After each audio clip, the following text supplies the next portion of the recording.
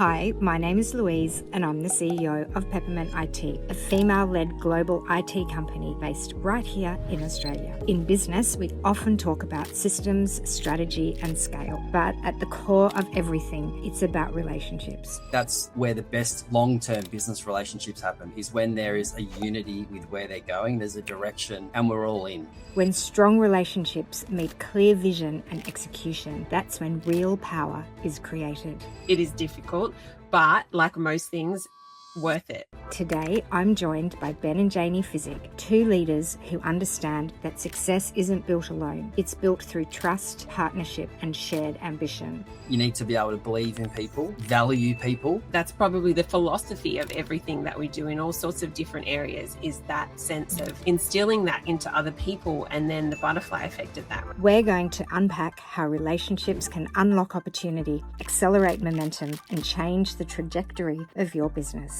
Let's get into it. I want you to subscribe below wherever you listen to your podcasts for more. Let's get into it.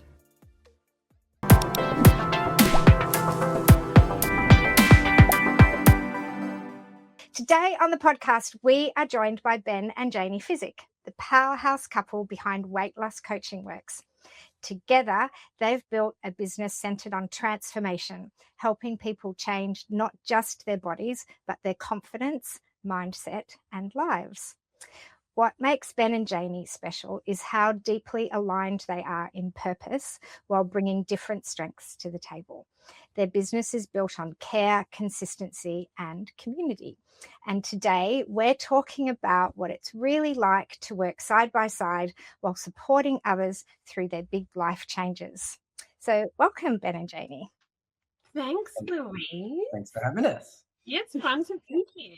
I feel really connected with how tight we are here, but we're not in the same room. But I feel like we could put our arms around each other a little. Feel like a high five here. Yeah. Oh, yeah, we could. Hang on. Does that work? Oh! Yeah. You're in the middle. That's good. Pioneering podcast territory, that. It really is. Yeah. Nice work. So what I would like to know first is, how and when did you decide to start to work together in business? Was it an intentional thing or did it just happen naturally?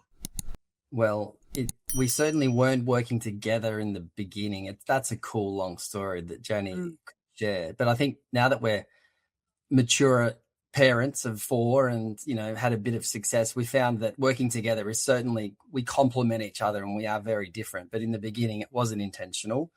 It was almost like a necessity that if we wanted to, well, as Ben said, if you want to be with me, you got to do this. That kind of like maybe was probably the short truth of it.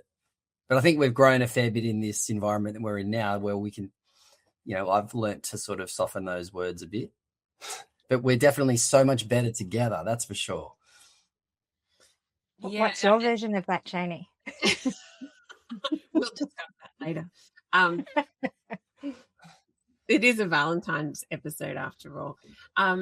Well, I think it was just an evolution, really. It was definitely not intentional, but then I think as you evolve in your relationship and your family and your business, things just become more of a priority at different stages and different.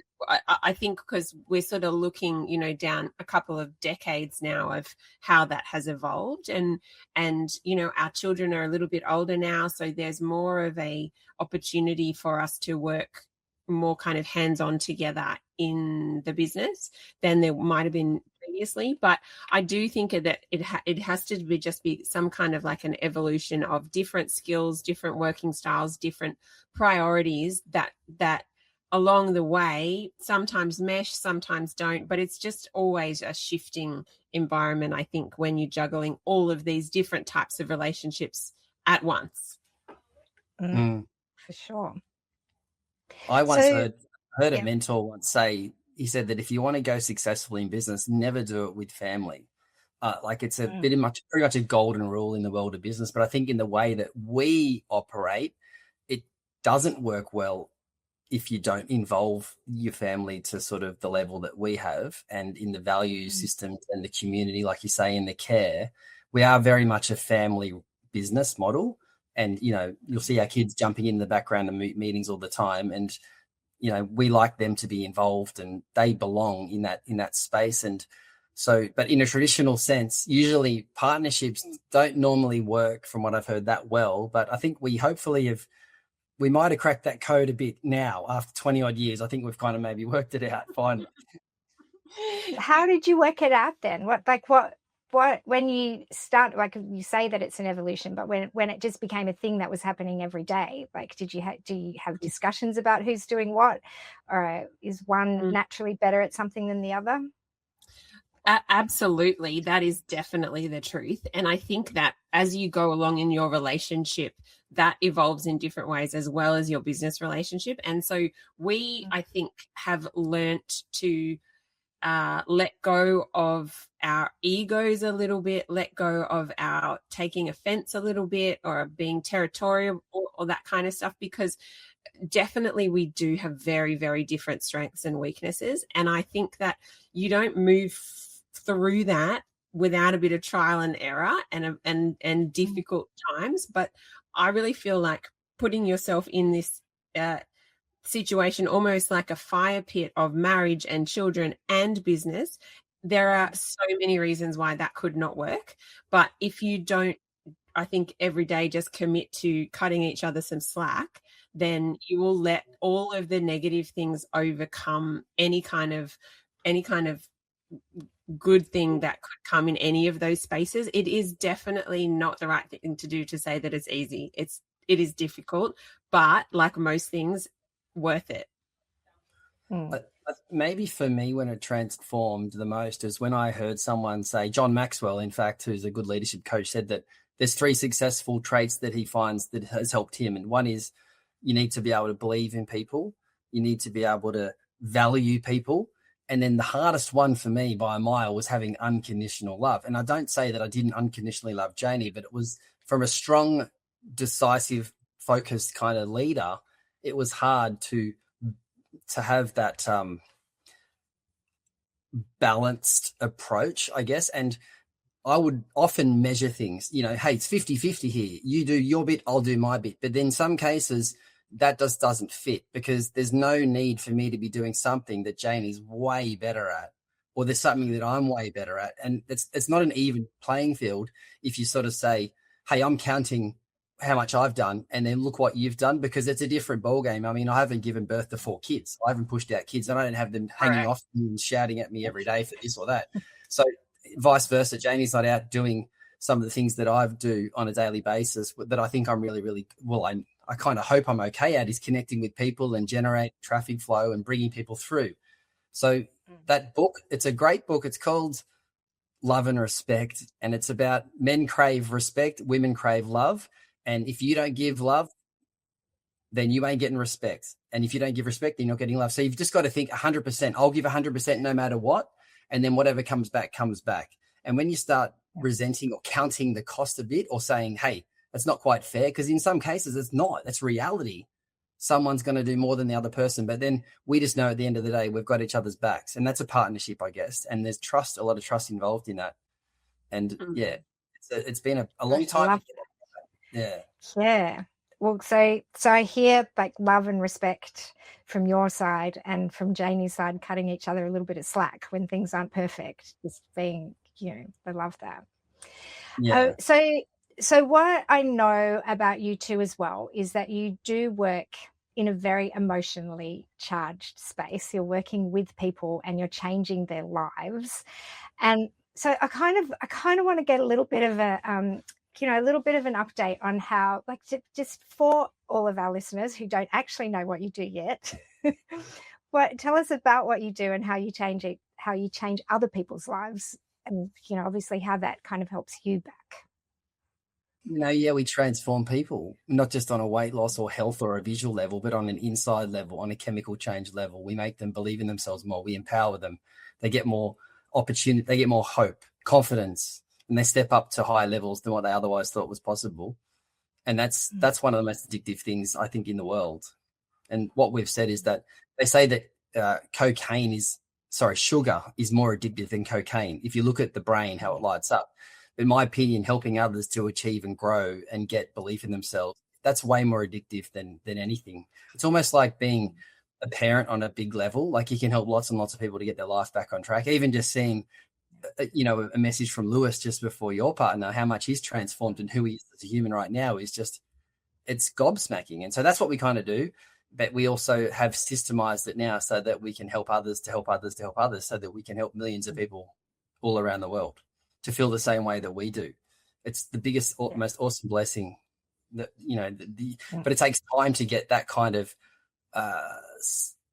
synergy so that it does grow quite organically. And, you've got to be steadfast with systems and rhythms, and you need to have good people around you. That's for sure. So yeah, we only feel like we're just getting started, don't we?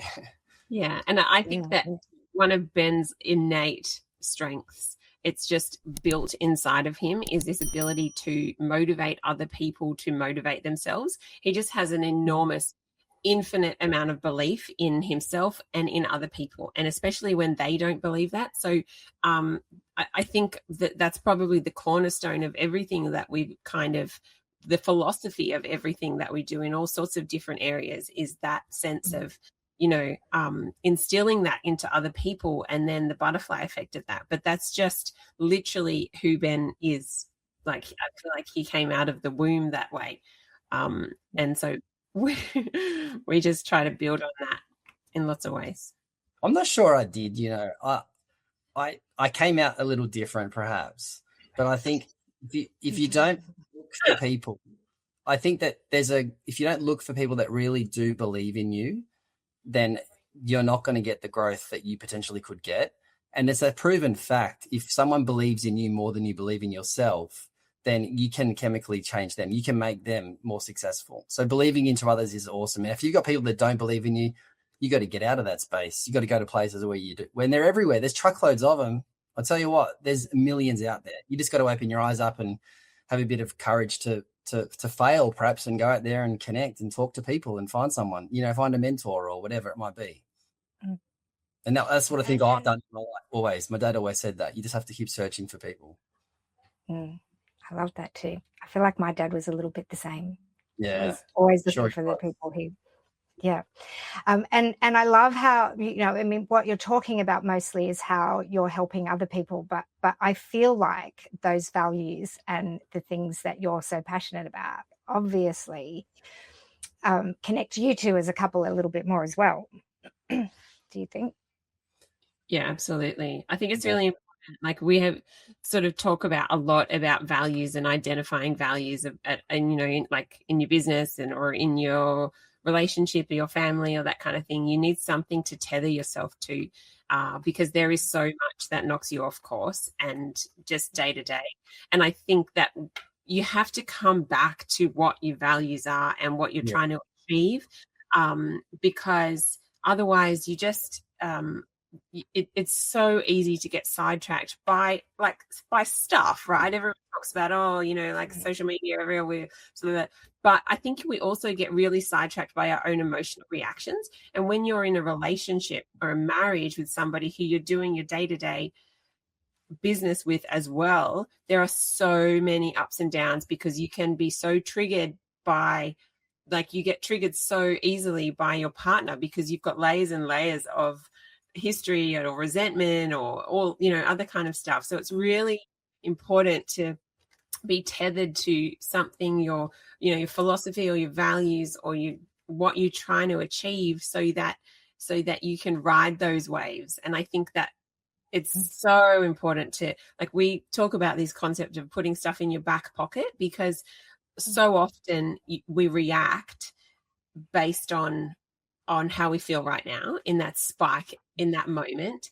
And unfortunately, because you're dealing in your business where you work with the person who you live with as well, the person that our spouse is usually the one that we feel most comfortable showing our worst side to.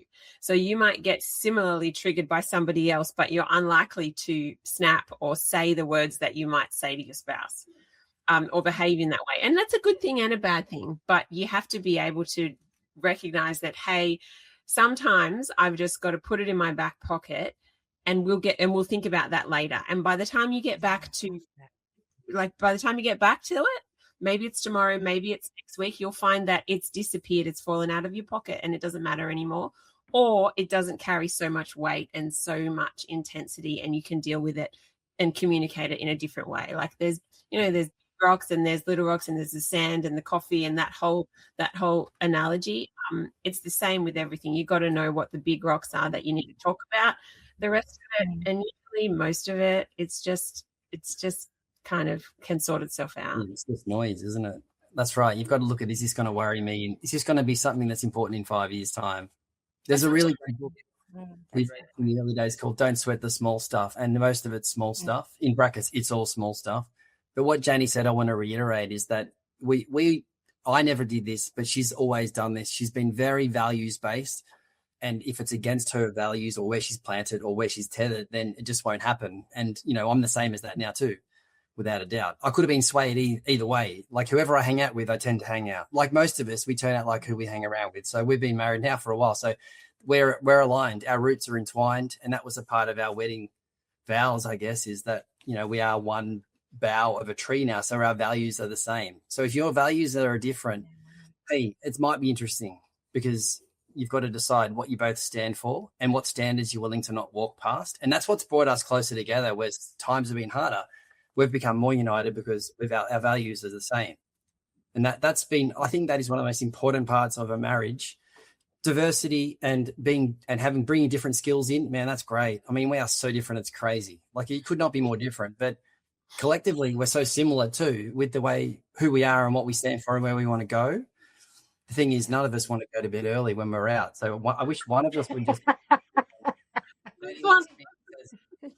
none of us just want to pull the pin and go home. Normally one person will just say, go now, and we're like, how did it get to this stage again? All of us, every time. It's like, we must have put this envisioned that in our wedding. Like, there's no voice of reason between the two of us when it comes to a especially party. if Bon Jovi is playing as well. Like Bon Jovi, no voice of reason there. Without a doubt, it will be the two of us left at the end of the night, just going, where did everybody go? That's great. I do. Yeah, I can relate to that. I like to be the last person at the party too. Yeah. We need to also, I'm probably the last person to arrive. Oh. I'm very good at being on time. Can I just make a simple comment? I sometimes we forget about the simplicity of what this is, but there's a great book that we recommend almost every coach reads when they get started. It's called The 5 Love Languages. Most people have heard of this. Gary Chapman talks about it. I've got books behind me, lots of books. I mean, that is the book for helping you to find out what your partner's love language is. And our love languages are different. So we can't just beat the drum. Jani knows I'm a words person. She's not a words person. She's a quality time person. For someone who's driven and focused, quality time, that's hard. Like, so we've got to make the time. But it doesn't mean like it's an enormous amount of time. But when the time is there, make it quality. Like, I mean, I'm still learning about it, but finding out what the person's love language is, man, that has been such a blessing as well, I think. Yeah. Gosh, love that. This is like a psychology session for couples. What do you do with, because you both work very hard and you have 4 children, which is like a whole other 2 jobs. What do you do to switch off between work and home? And it's like, do you have rules about that, or does it just kind of happen, or is there like a way that you work? I'm going to start this, but I'll get Jani to finish the story because she can tell you the examples. But I'll come home from a busy day where we've just had huge things happen, in our world, huge. And as we grow, they'll be insignificant probably. And then she'll say, oh, by the way, we've got a surprise party for your mum that have organised and we're going to XYZ. Or, oh, by the way, that's right, we've got Lucy's kindy moon where we go away as a family, just the 3 of us for a night, and we spend time with just her. Or, by the way, we're going to the Gold Coast with Billy to spend some time, just the 3 of you. And I'm like, holy hell, how are we even going to fit this in? I'm kind of like packing as I'm running to the airport. But she's always intentional, completely obsessed about those things. And I'm just so grateful for that, because I wouldn't be. But I mean, that's one thing she does. I just want to edify that. It's because it's incredible the way you feel after that as well. As busy as our life is, we prioritize those things over almost everything, don't we? Almost. Yeah. And I mean, sometimes I feel like I wish I had a really clever, like organized professional answer to that question that said, oh, you know, I do like this 5-step dance when I walk in the door so that I can differentiate, but I just don't. It's not in reality. It's just not like it's a bit of a mess. Like if we have to be truthful about it. And that's okay because we are willing to be out of balance to achieve the things that we want to achieve. But when you are out of balance, you do have to like prioritize the big rocks. And sometimes that's really difficult because different people have different priorities. Like sometimes, like we've had like a really, really intense, like 18 months, 2 years, and we know that. And sometimes I'm like, I feel like I live in a sewer. Like, why does my house look like this? Like, what? and for me, that's troubling. Like it's like a you know, a mental load.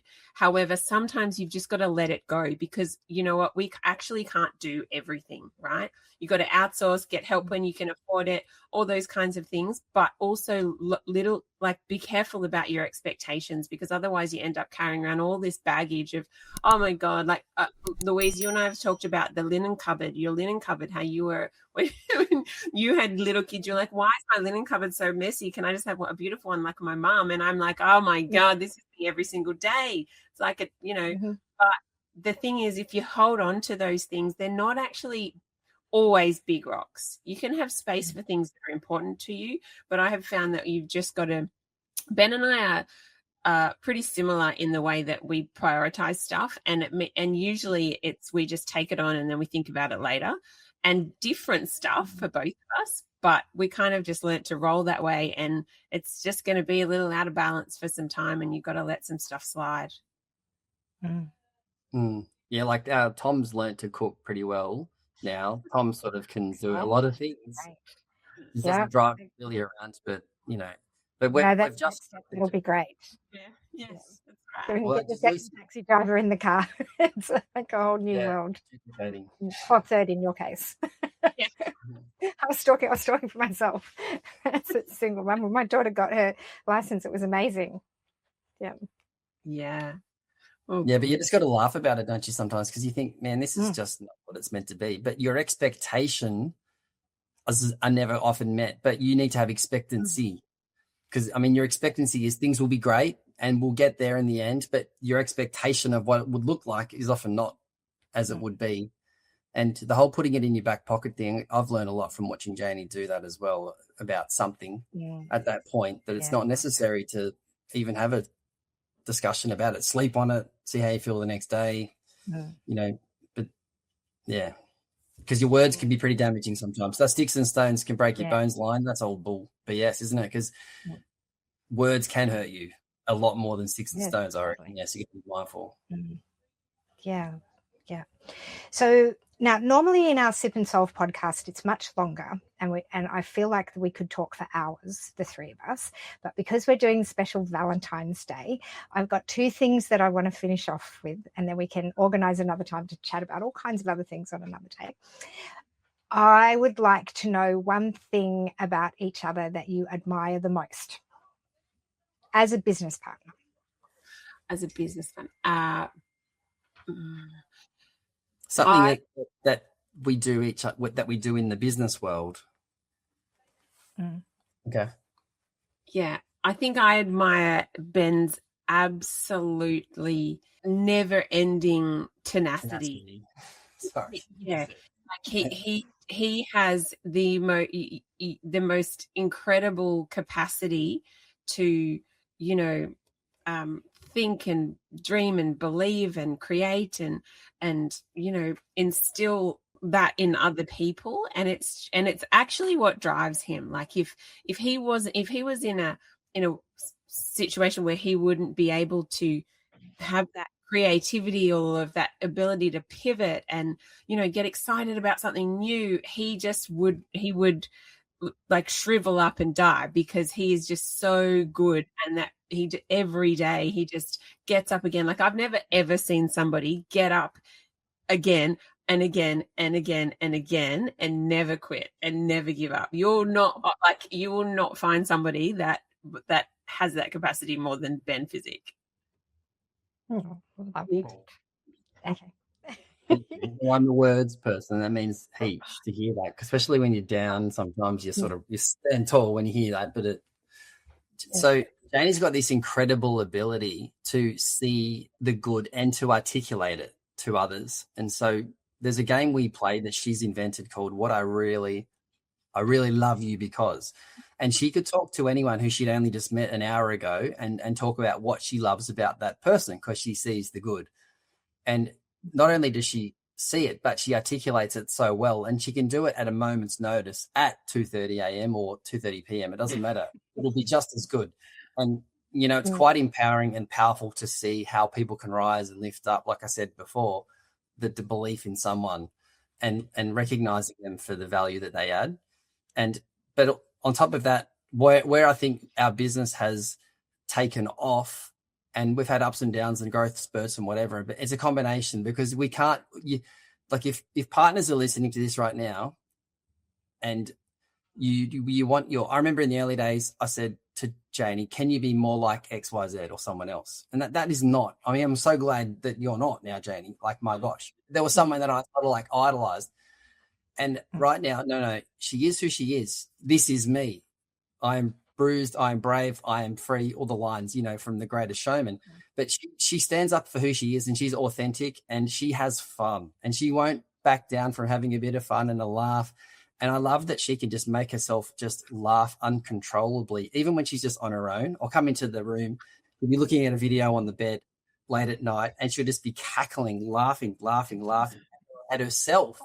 And sit there and we laugh. We realize just that it's all just a big laugh. And I think when you have fun, the rest, relationships and fun is what I think people want. Community. If you want to be a part of a blue zone, it's not all about exercise and eating well. It's about community, purpose, having fun, not sweating the small stuff. Hey, my Oma's 104, and she has a brandy almost every single day. She loves to look for the good. She's from Latvian. She's a Mediterranean diet.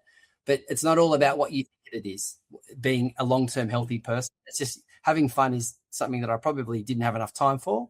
But I think that we're pretty good at that now, eh? We bring the party.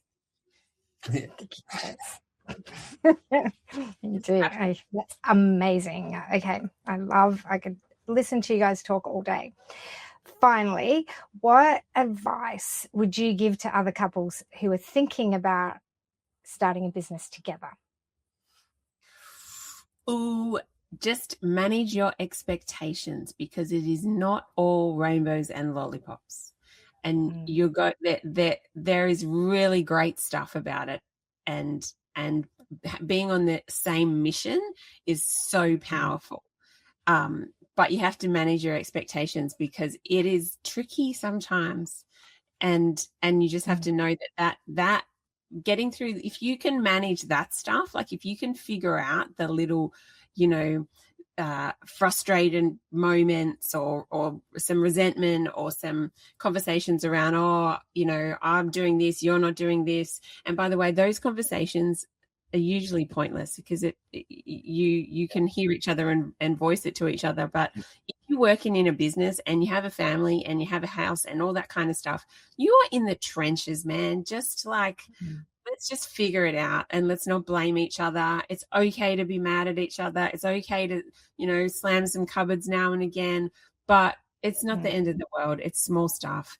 And I would just say it is definitely worth it, and it will make you stronger, and it will make your marriage stronger, and your kids will see you working really hard at something that's really important and powerful. But it's just an evolution. You'll grow up quicker and faster in the fire pit, I think.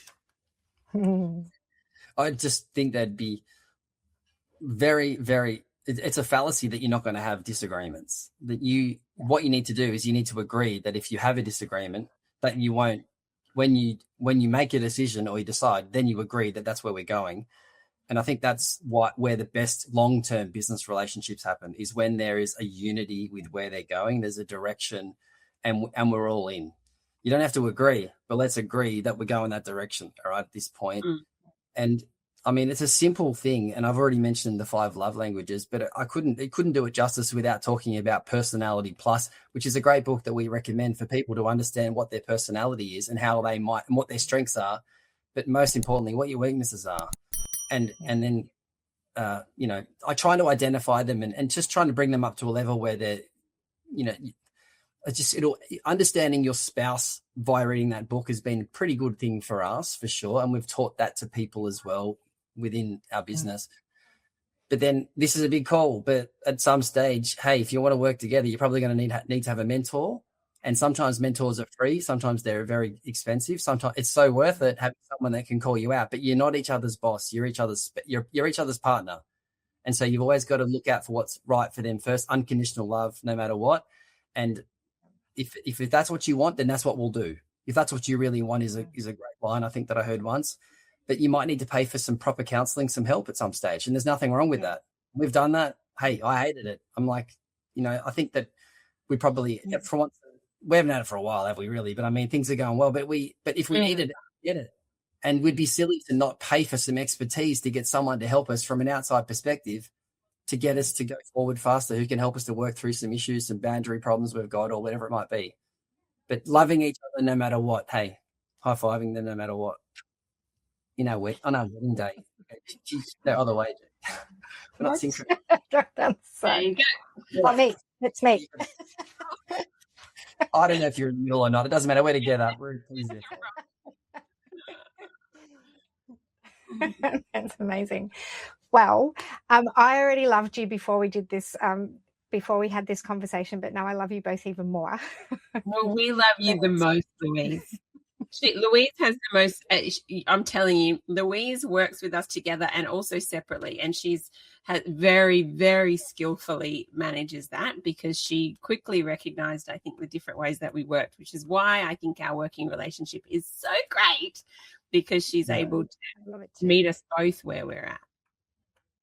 Yeah, and Louise, you're doing fantastic with what you balance and where you're at. And I don't think your email is wide enough to get all the awards that you've won. And no doubt that people love you because you are authentic and you're trustworthy, and it is what it is. And you've got skills that are great.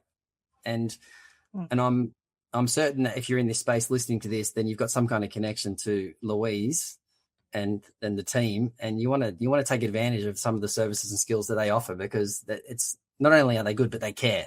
The genuine care. And I think that's really important for us as well, is that people, they say people don't care how much you know until they know how much you care. Like, the care factor's got to be there. The care quotient is important. Yeah, absolutely. That should be our tagline as well.